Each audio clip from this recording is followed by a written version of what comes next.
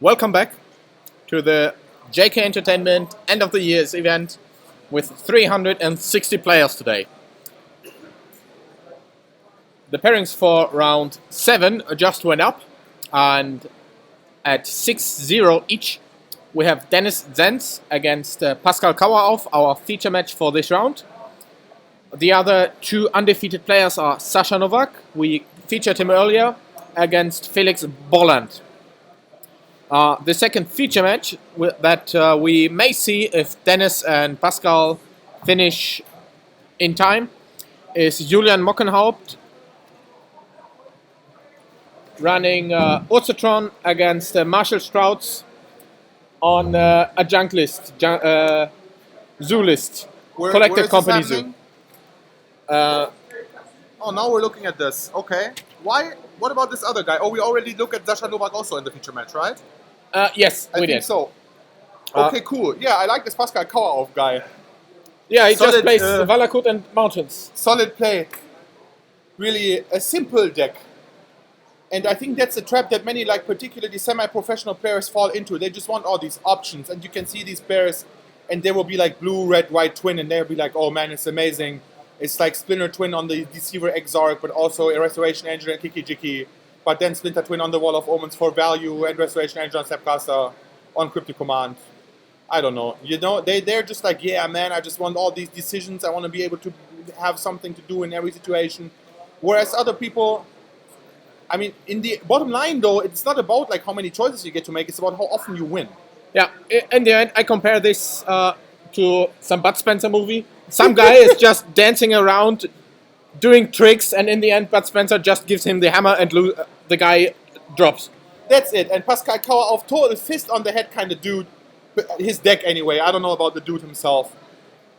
He could do it, though, I guess. Yeah, man. Anyway, this Titan Scapeshift deck, totally exactly the kind of Bud Spencer type deck.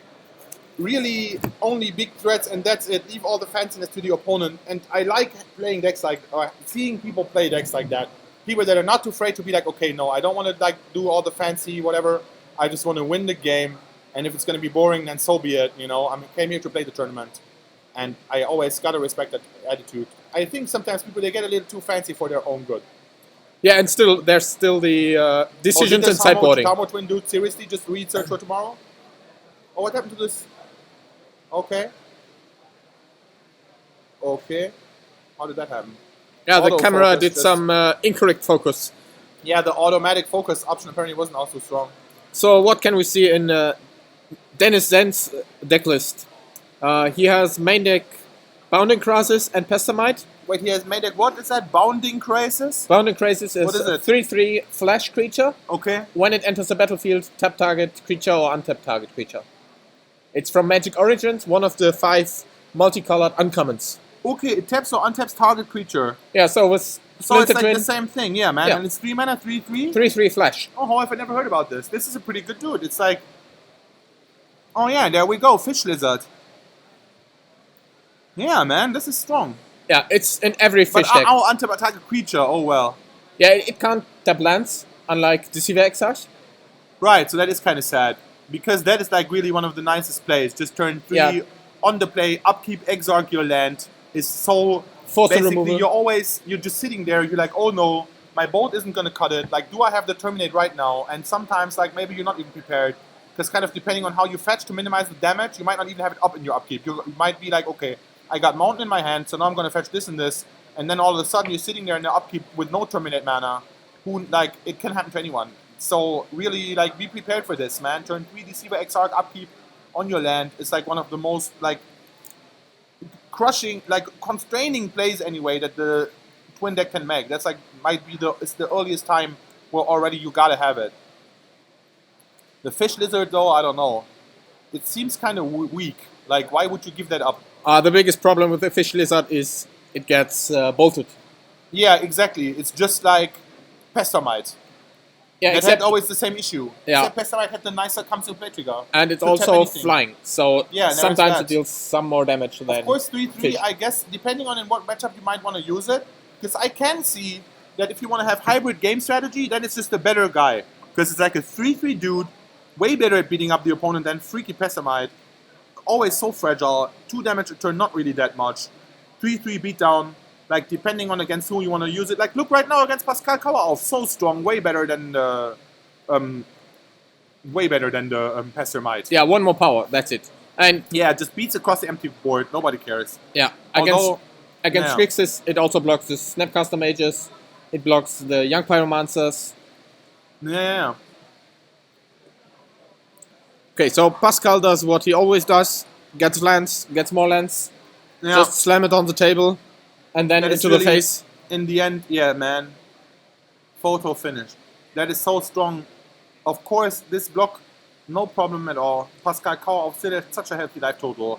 Of course, gotta be aware of the combo actually. As soon as one more part comes down, Tarmogoyf beatdown right now, not so threatening. Dennis Zenz needs to make it happen. He needs to find his combo. And as far as I can see it, okay, he has like 6 targets to enchant. And then 3 twins. And does he have a Kiki-Jiki? No. No Kiki-Jiki. Kiki-Jiki is played only in the blue-white-red decks. Okay. So he is a little on the light side combo-wise. Has a little more counters from what I can see. Pretty counter-heavy with like 7-9 pieces of permission main deck. Yeah, 4 Remand, 2 Spell Snare, and 2 Mana Leaks. Oh, Mana Leak also, 11 spells. Where is Mana Leak? I don't see it.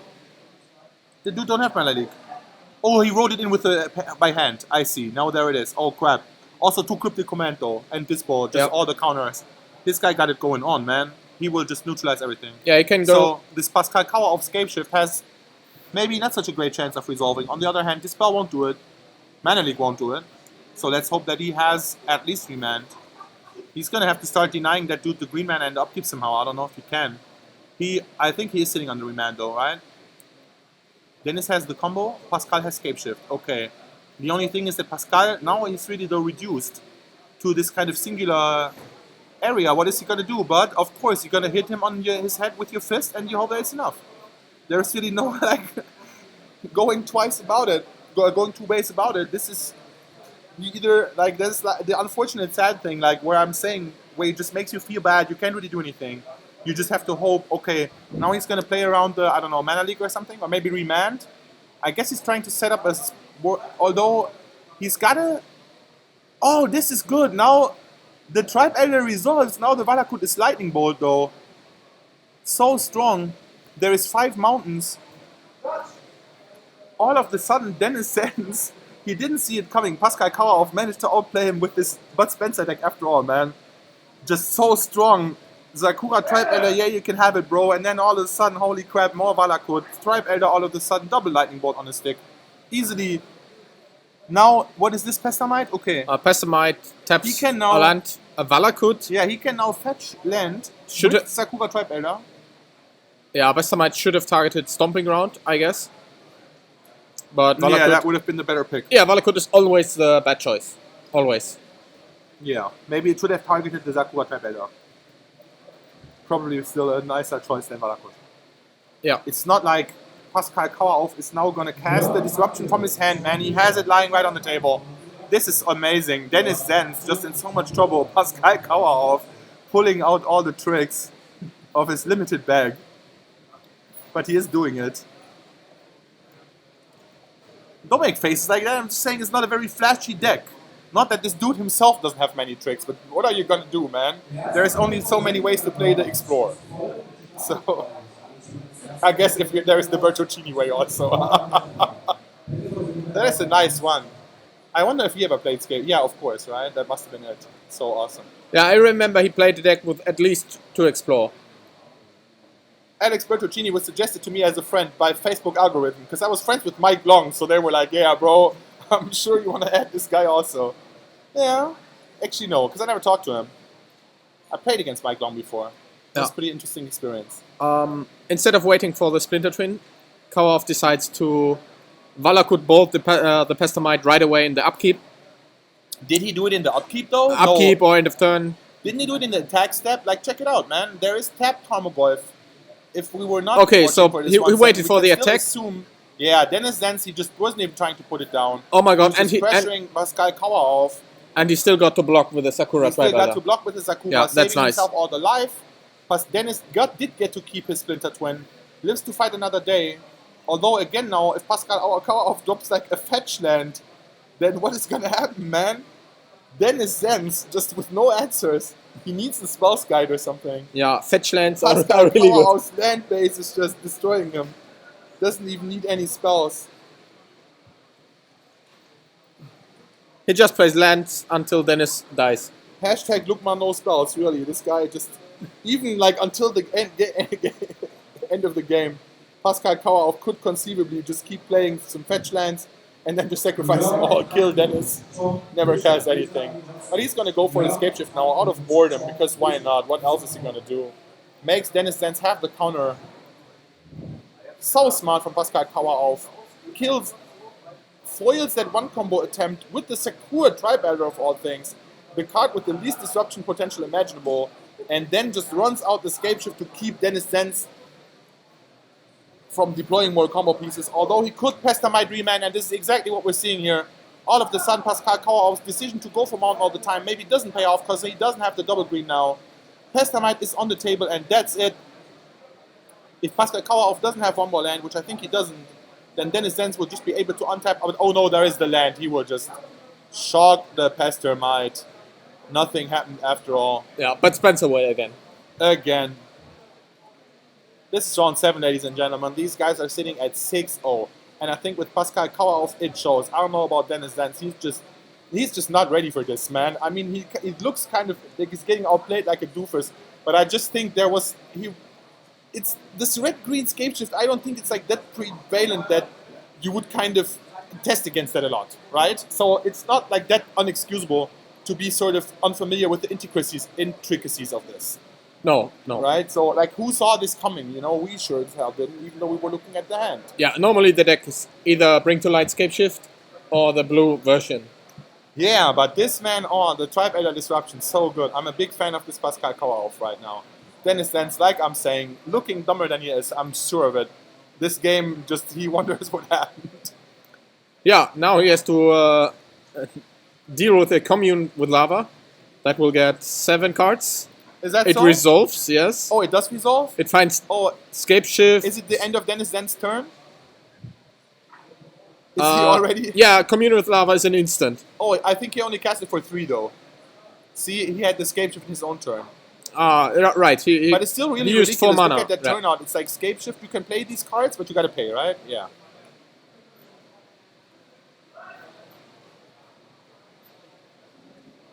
Oh yeah, guys, you care to comment? How did he cheat then? Ah, Nick Lloyd. Okay, no, never mind. No, man, what turn was that?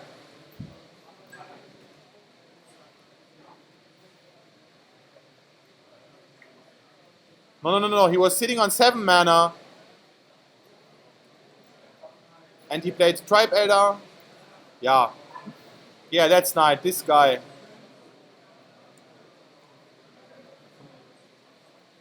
Yeah, click ban. I don't know.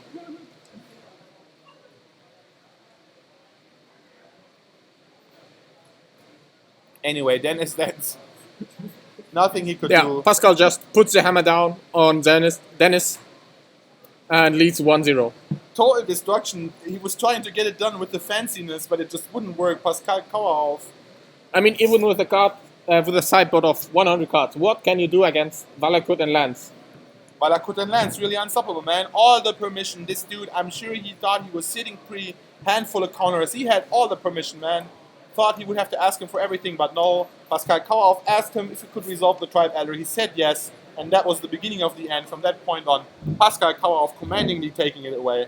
Nothing to be done. After sideboarding now, I don't see it getting any better for the Tamo Twin Man though, right? Because what does he have? He has like 1 Blood Moon? He has Counterflux. He has 1 Counterflux, so he has even more permission. I guess he has like... He has 1 Blood Moon. That's definitely the most... Zurak Dragonclaw? What the heck is that? Surak Dragonclaw is a 7/7 flashy creature from Khans of Tarkir. The trick is it can't be countered. Okay. That's a good one, I guess. Yeah, the only Not thing against this matchup. The only cards Dennis can sideboard in, I see, is Negate, Blood Moon, and 1 Counterflux. Okay. That's all he may do. Probably. Yeah, maybe. No, probably Spell's Guide for sure. I would bring it in, just because you're gonna have a lot of crap and you want to put it in. Because like, what are you gonna do with Bolt, right? Okay, maybe you will attack the guy to death. Like, let's look at his deck list. What is crap? How about Dispel? That is okay, I guess, after sideboarding. Dispel catches Come In With Lava. We saw Right, that that's already. pretty nice. Okay, so there is that. Nah, yeah, I would probably just take out Bolt. I don't think it's worth it trying to beat him down. It just won't work. You should probably just kind of go for getting the counters in your hand. Make sure your opponent can win outright. And then, no, I don't know, man. If you walk into the setup again, Pascal Kauerauf all of a sudden with the Valakut and the 5 mountains, and then the fucking fetch land, that really is not the position that you want to be in with like 4 counters in your hand. So, I don't know, man. This is pretty interesting. I myself unfamiliar with the matchup. But just from raw theorizing, it would seem that Lightning Bolt is the worst one. Because it's Bolt in his face, right? Like, do you think he should go aggro against him? Dismember is worse than Lightning Bolt. Is there Dismember? Oh, there it Yeah, is. one I'm telling you, Dismember. this guy's handwriting, nobody knows what's up with this. And Dismember- Electrolyze, I don't know. Dismember really crap. Electrolyze draws you a card. Actually, not that bad. Really efficient to clear out the Tribe Elder and then attack with more... Does he have Snapcaster? Yeah, right? Of course. Oh, yeah, 4. 4 Snapcaster mages in all Splinter Twin Nah, decks. it's interesting. Okay, so actually the other route that he could go is he could transform into total fish deck, just take out the Splinter Twin, because the Splinter Twin action is going to be like pain in your butt, right? You will have to like try to resolve it. Of course, Pascal Kauerauf is going to be waiting for you with the whatever, like even the Tribe Elder is going to ruin your day. We saw that. So how about this strategy? He just tries to kind of get down some early pressure. And get to the fish deck, like Bounding Crosses. Yeah, pretty much, man. Bounding Craze is the fish deck for reals this time. Put in like the Thron maybe, or maybe even the Kyranos, although I don't know if you want to tap yourself out for this. Or maybe the Zurak so you can flash it in the end step, I don't know, go for like Drogo kind of strategy. Could be pretty good, right? Because Pascal Kauerauf, in the end, he's relying on resolving a handful of spells. And Dennis Zenz, he could just lean back and counter that stuff all day long. Make sure though that you don't get to this kind of situation where you have to, I don't know, fight through the hate and everything. Because particularly if you look, man, Pascal Kauerauf in his sideboard, he has Rending Volley, for sure he's bringing it in, kills everything but Tarmogoyf. And then I guess also he's gonna run Boyer, Frozen Grip, on Blood Moon for sure, yeah, this is happening. I can see Nature's Claim coming in as well.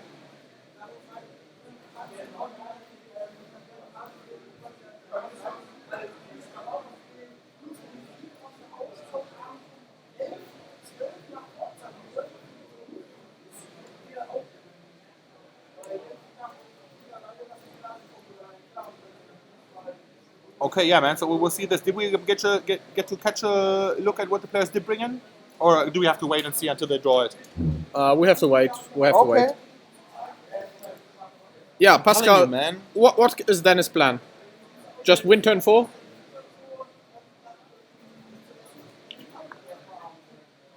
Okay, like on the play, yeah. This is the thing. Like right now in game 2, yeah, man. I would go combo centric on this bitch, to say it this way, because on the play you just have this tremendous opportunity to deploy it upkeep turn 3 on Pascal Kauerauf's green source, ideally. Tell this guy there was people from Australia in this chat. Nobody from non-Europe. It's probably midnight in Australia.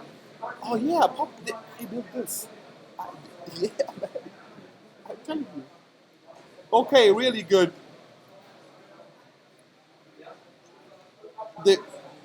I wonder what Pascal. Hey, we didn't discuss this yet. Let's check it out real quick. Pascal Kauerauf. Let's have a quick look at this. What do you think is he going to take out? Like, how is he going to approach this matchup? Do you think? I mean, he can just take out the Relic of Progenitus maybe, but maybe not even, because he will still be playing against like Snapcasters and Tarmogoyfs. I don't even know. Yeah, he wants to keep Maybe the he relic. wants to leave some in. I don't know about all of them, because like for sure he'll be wanting to sideboard in Rending Volley. Rending Boyle Volley, awesome? maybe Boyle. He also can't sideboard out too many cards. No, exactly. That's what I'm saying. He can sideboard out too many cards. Rending Volley is really strong. The question, this is really interesting mind game. The question is, how does Dennis Zenz plan to win this? If the Tarmogoyf is the most important card, if he does in fact manage to take out the combo, you don't want to be bringing in Disenchants. You want to be leaving in the 4 relics. Whereas otherwise, if he just tries to kill you on turn 4, I think, you know what, I would take out the relic now. having this guy being on the play, I would just bring in like I would just make sure I don't lose the combo and that's it, right? Because on the play is just more likely to happen to me. That is where the Tarmo Twin deck shines and can manage to like get the hammer on me where I don't know what to do. And there, I don't want to be sitting there with Relic of Fragility Slam. But when I'm on the play, I can totally see this Twin guy thinking, okay, so I can't combo this guy out, he will have too much mana, so I will just sideboard into this kind of draw, go, flash, control, fish deck on in Crazy Speed Down, and just try to stall the game until I can finish him with those. And totally blank his enchantment removal by just even sideboarding out Splinter Twin. And if he goes for this kind of route then in game 3, that is where you want Relic of Progenitus again. And where you still kind of want to leave in Rending Volley, but where you want to sideboard out something else. I don't know exactly what though. Maybe like Prismatic Omen. I'm not sure about that. Although Prismatic Omen is a great control tool, maybe you even still want to leave it in.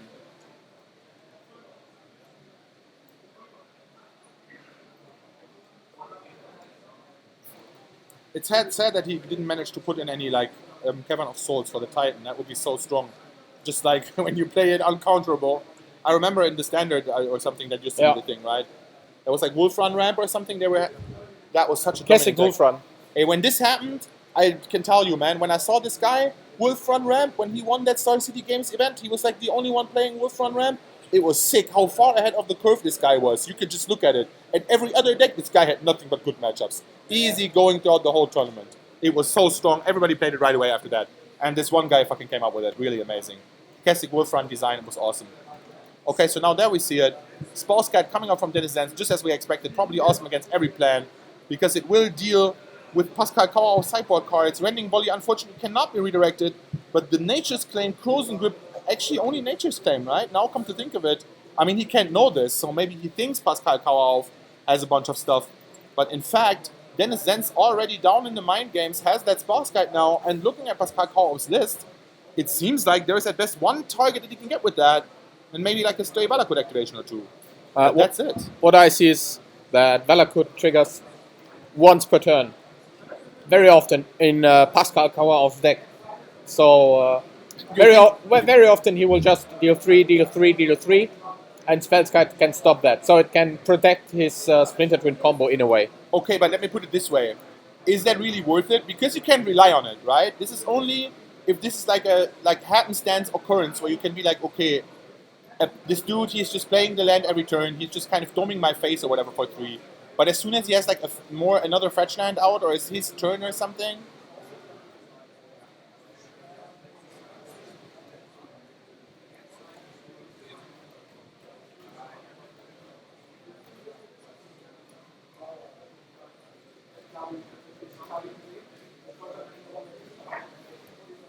Nick J. Lloyd in the chat, total 180. Such a nice comment all of a sudden.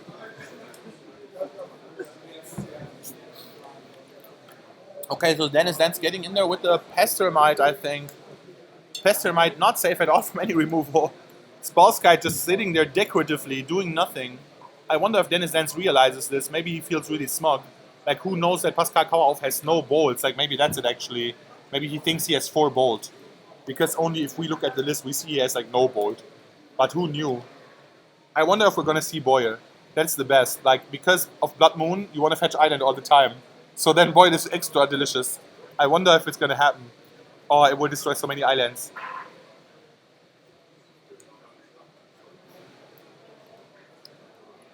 Yeah, and like I'm saying, seeing the list, we can see that Spellskite was a mistake. Otherwise, it's usually a pretty good idea to bring it in against this type of red-green deck. They do tend to have a lot of stuff that you can just redirect to the Spellskite. As it turns out, Pascal Kauer totally only has Rending Volley and Frozen Grip.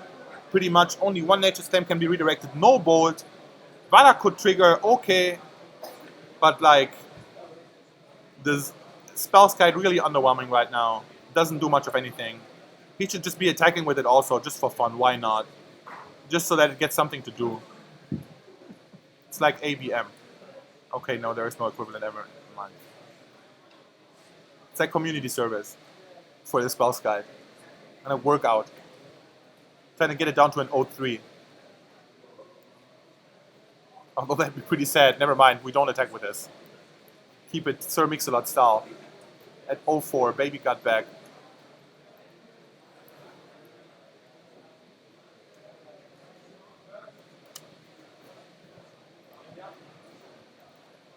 Yeah, I don't know, Kane. You would think so. It seems like a pretty easy and like done deal. I remember being in similar situations all the time against Red Green Tron, and that was easy as hell to beat up with Twin. Nothing they could do.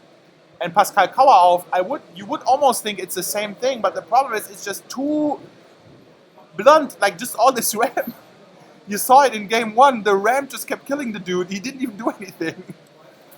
That's how bad it was. Let's look at the decklist of Pascal. He plays Kalni Heart Expedition, Search for Tomorrow, Explorer, Farseek, Commune with Lava, Sakura Tribe Elder, Primeval Titan. That's all ramp. And for Relic of Progenitus and lands. So he plays only ramp and Relic of Progenitus. Yeah, man, that's what this guy is. This guy is all ramp and land, I'm telling you. It's pretty impressive. How even with this, he still managed to make such nice plays. Dennis Dan's totally destroyed in game one. You would think the matchup's pretty hard, but the Pascal Kauerhof navigating it expertly, the Kanye Heart Expedition ramping it up to territories where no one has gone before. Dennis Dan's just helpless. Against the Sakura Tribe Elder, all of a sudden the strongest piece of disruption he ever seen. Nobody see this coming. And this strategy ramped him up to a result of 6-0 at the moment. Yeah, man, you gotta hand it to him. And this guy's playing well. I mean, I don't see many mistakes from this Pascal Kauerhof. Really tight. Maybe a little... I don't know, like I saw it in game one, where all of a sudden he didn't have the 4 green mana.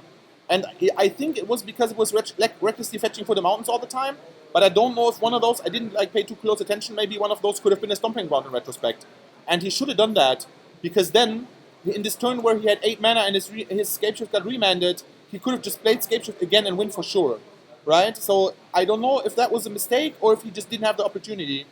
Let's give him the benefit of the doubt, and we will, if that isn't the case, we will laugh about him later in the stream, like when it gets archived on YouTube and whatnot, we will put it in the comments. But for now, I think this Pascal Kauerhof very skillful pilot of his deck. Even though there doesn't seem to be much skill to it, still he manages to not make any mistakes. Surprises with his nice plays. Look at this Explorer. Dennis Dan's got to consider it. Even though what is going to happen. But you never know. This Pascal Kauerhof, the seemingly most innocuous. I have never seen the Sakura Tribe Elder so intimidating.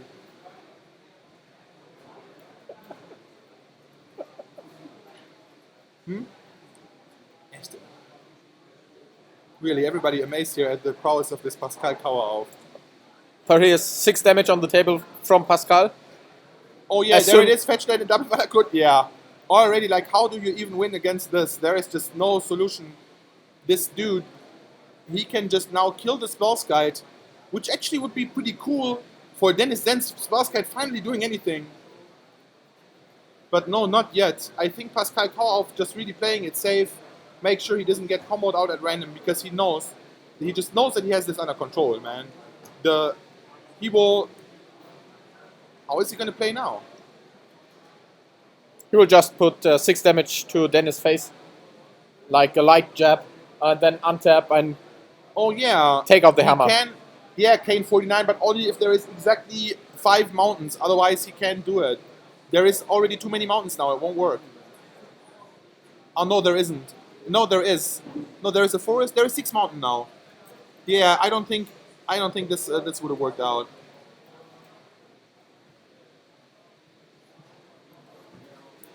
Yeah, look at that. You would think that all these juicy cryptic command in Dennis' hand would make a difference, but Pascal already way too many mountains, too many Valakut. Just like it doesn't even matter. Even more ramp and more land, and that's it. He can like go for combo now, or maybe not. You know, this fetch that makes him super safe again. Nothing can happen. Spellskite already like easily removed, traded for fetch that activation. Yeah, I can say Pascal will be at 7-0. That's what I would say at this point, because there's nothing Dennis can draw. It might take some more turns, but Dennis has no outs. outs. 49, wasn't it, that at that point where Pascal activated the fetch land to kill his Spellskite, that didn't he already have 6 mountain at that point? Because I think he has like... Yep. Oh no, he has like 6 mountains now. So there is no way. Actually, they're right. Like at that point, he could have just quickly commented it. Yeah. Not anymore now, though. That's it. That was like the one window. Yeah, he did have 5. Kane, you're right. He totally, that was what it was. And the 6th one was the Cinder Glade or whatever he fetched. So that would have fizzled it. It's true.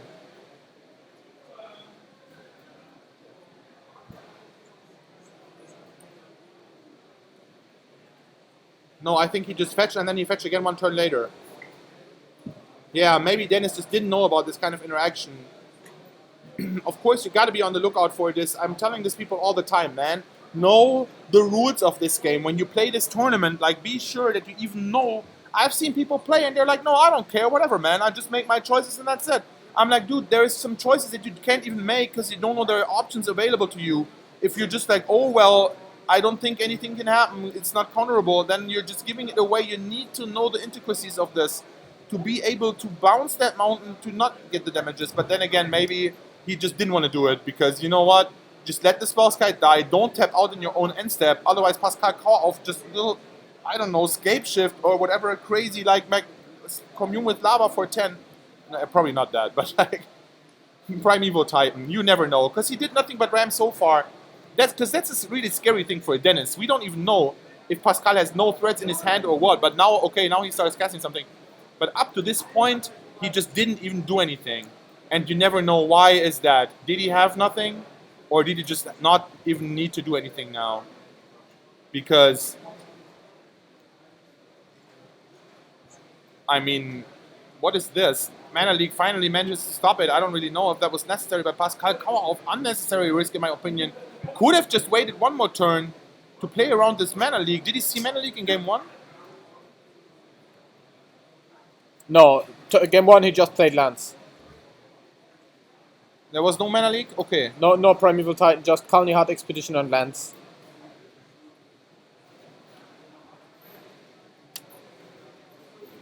Okay, yeah, in that case, maybe he just kind of didn't expect the Mana League. That's fine. I guess he just was going for getting another remand out of the way, and then he got it leaked. It's unfortunate. But, oh, what is this? He's sacrificing some lands? No.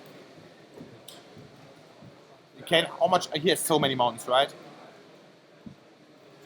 7 basic mountains, 4 Cinderglade, and 2 Stomach Ground. It's like 13 mountains, not even that many. Bolt in your face! Holy shit, and Snapcaster Bolt, that's it. Look at that. How did that happen, man? Did you see that coming? That's it. Pascal Korf has to pack it in. Dennis Zenz takes it without even doing the combo, bolting him. Bolt, Snapcaster, Bolt. Oh, wow. Who saw this coming? Pascal Korf, so unfortunate. I don't think there was anything to prevent it. The damage added up, and he did manage to clutch it up with the Bolt. Great play by Dennis Zenz. Good decision to go for this beatdown strategy. Apparently it worked out. I don't know.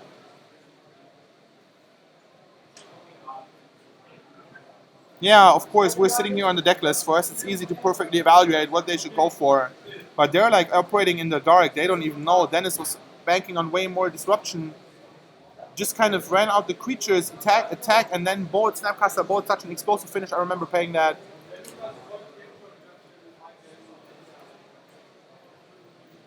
Oh yeah, maybe he could have shot the Pessamite sooner. Yeah, we really need instant replay on these. That would be so cool if we could just check back this now. Right now, yeah, man. I will keep that in mind for future coverages. This is great. Watching these guys sideboard is so pointless. We should have replay. We should have like a different monitor that we could then lay over and be like, okay, we're gonna look at these again to see what was going on there. Oh yeah, man. Oh, good stuff. Keep up the suggestions. Ah, yeah, maybe that was it. Maybe he was a little greedy, trying to get him to go for the twin, which is kind of pointless. I mean, it does always feel really good. And sometimes it's really totally devastating to the twin player who only had the one twin and who had a bunch of Pestermite and who is so happy that then he managed to get the Pestermite removed without even having to spend the twin. On the other hand, Dennis Zenz not really relying on the twin. I don't know if you want to get him like this. Just keep it clean, kill everything, make sure nothing is on the board. Then twin is not even an issue. Don't worry about getting rid of it. Just keep the board in a state where the twin is never going to make a difference, and then you're good to go, man. Don't take the unnecessary damage, and yeah, as we have seen now, don't be under 7 life. Against Bolt, Snapcaster, Bolt, never a good idea. And like I said, I'm a big fan of Patrick Dickmann. Used to copy his decklist all the time back in the days to win with the PTQ. played in some GPs, and I can tell you, man, that Bolt Snapcaster Bolt is such a common finish. No, guys, that is trash tea. Flippy is AFK right now. He will be right back. I think he is checking out options for, I don't know.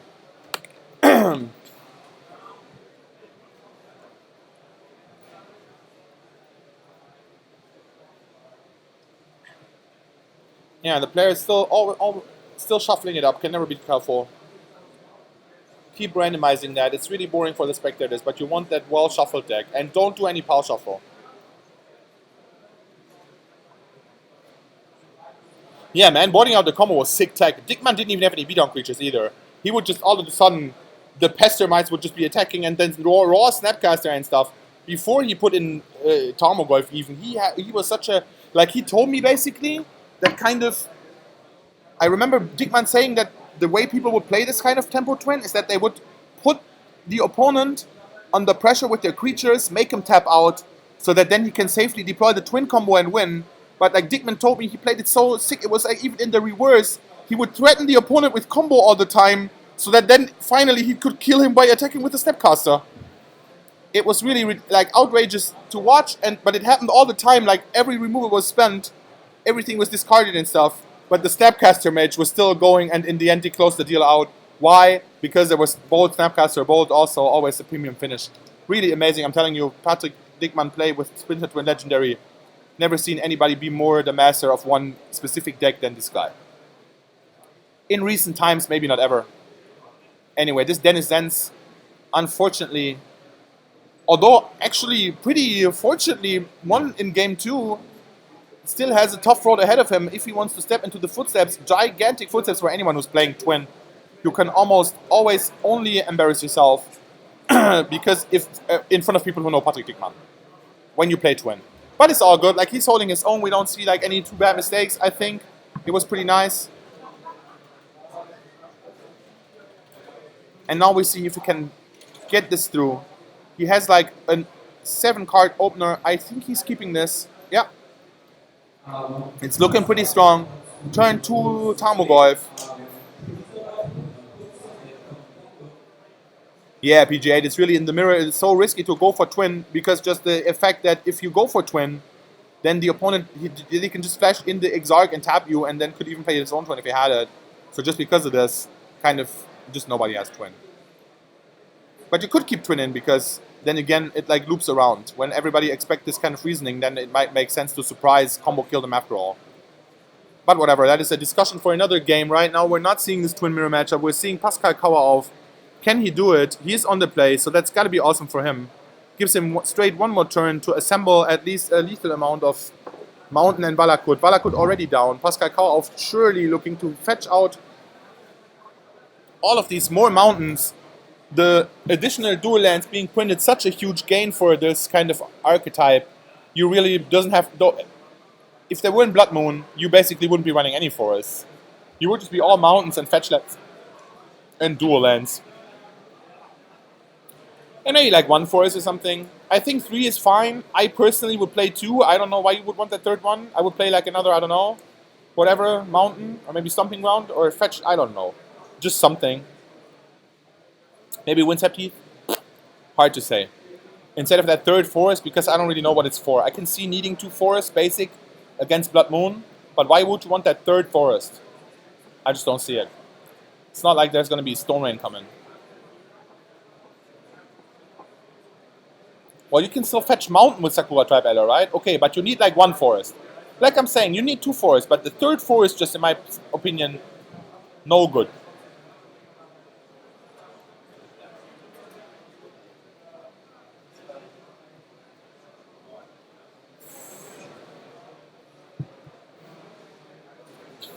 Yeah, man, Pascal Kauerhof should be making this read right now as well. Should be going for those forests. Although, again, the forests are slowing down the Valakut development. Maybe he should really be kind of in a spot where he can ideally react to Blood Moon by fetching the next forest if he must. Otherwise, just going straight for more mountains maybe. I don't know if it was right to sack the Sakura Tribe Ally even. What did he ramp into? I'm not sure if I'm liking this right now, guys. Because he could have used it to at least block the Tarmogoyf, save himself some damage, and then just ramp one turn later, maybe even get to see that there is in fact no Blood Moon forthcoming, go for another mountain, give himself maybe with like a fetch land or something the opportunity the next turn, because right now look at that, the next forest. Is that Bertocchini style? I think he just played so many lands. But no, it's fine. He's like on the play, so it's all good. And Relic. Okay. This is so scary, man. Look at the amount of lands. Pascal Kauerhof just totally smothering you with your board presence. Anything can happen. How can you even cast anything else? Tarmogoyf getting so ground out by the Relic of Progenitus right now. Maybe Pascal Kauerhof even choosing to sacrifice it could actually also just activate Relic of Progenitus on himself. Yeah, right? Kevin, do you know this? Yeah. He could just use it on himself. Selectively trim the graveyard of cards that would buff the Goyf. Keep the actual Relic around to combat like even more Goyfs. I don't know.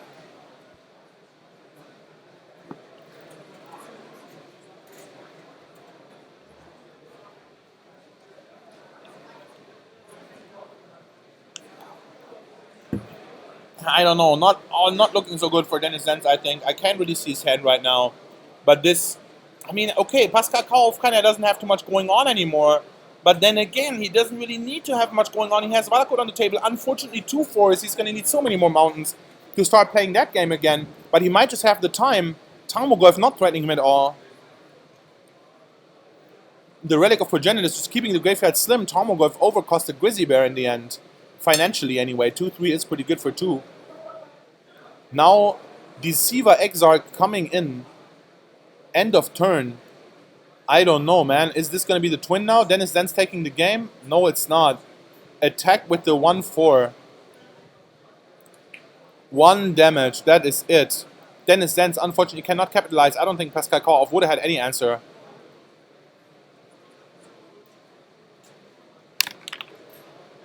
The Speeddown not cutting it. Pascal Kauerhof still all the time in the world. Now 1 card closer from the Relic to draw an actual threat. That could already be it. But it's another Relic. It's not so amazing. But he's still gonna run it out, I think. Maybe, yeah, probably yeah. Yeah, why wouldn't you play it? If he remands it, that's all good too. Thragtusk in the sideboard? Why don't you just yell over here? No, guys, he plays like Obstinate Baloth in the sideboard. No Thragtusk. His sideboard is like 3 Baloth, 2 Boil, 1 Nature's Claim. Oh, this other guy? Oh, the other guy has no Thragtusk either. He has a Thron. He has a Zurak Dragonclaw, but no Thragtusk.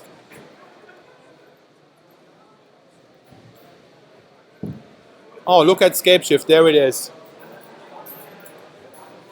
The big one. He has Mana Leak? Well, that is so sad for him. Mana Leak just not going to cut it at all. See, Pascal Kauerhof should tap his mana, man. He's just not doing it right. I would have tapped it all. Or maybe not, I don't even know. I guess no. To represent if in case it gets countered. But this is it, right? It's 7 lands, Scapeshift, Dennis Zenz. Although sitting on the Cryptic Command, no, he doesn't have it. Unfortunate for him. That would be really good right now. If he just had Cryptic Command, he would have countered the Scapeshift, of course. So, we can see now, although maybe he wouldn't have. It's an interesting point. I think actually there would have been merit to just, even if he had Cryptic Command, just not commanding the Scapeshift, but just letting it all resolve, and then Cryptic Commanding the mountain, because then you save yourself so much damage that even if he has more Scapeshift, he won't be able to kill you because he won't have the mountains left. On the other hand, you would be having, he needs a top deck like, what is this? It's not going to do it. Is it like, it's not a Mana Leak? No, it's Remand. Anyway, Pascal Kauerhof pumping the fist, moving up to 7-0, guaranteeing himself a spot in the top 8, almost 100%, if he's not really unlucky in the pairings. Although I think that we saw the another 6-0 matchup also. Can we get another match on camera, by the way? No? Oh, okay. Unfortunately, that is it for today. We looked at a pretty interesting match. Pascal Kauerhof definitely nicely done the way he won this game. Maybe, like, possibly there was one point where he made a slight mistake. I'm not sure, but I think no. To cut him some slack, it was pretty nice. Dennis Zenz, without options, like, he tried to get it done. I don't know about his sideboarding. He probably made the wrong moves. Just because nobody could know what's up with this Pascal Kauerhof. He could have had everything, man. In red-green, there really is many different possible disruptions. And Pascal Kauerhof's set was so unspell-skatable. It was pretty cool. Dennis Sands definitely didn't know what he was in for, and no, he could do nothing about it.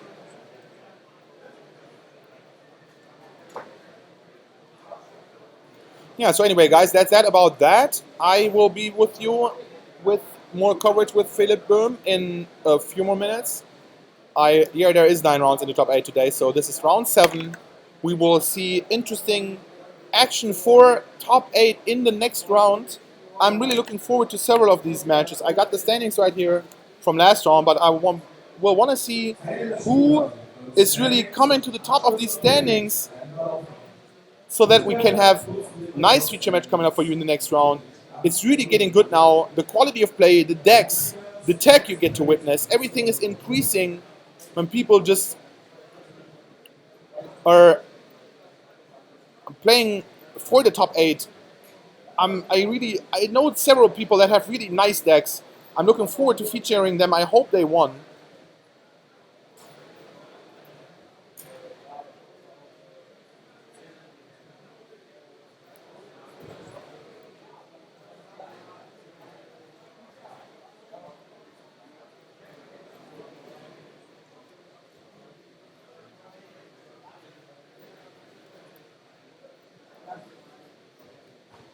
Yeah, so anyway, I'll be taking a quick break, and then we will be back in a couple minutes with the next round. So stay tuned and see you later.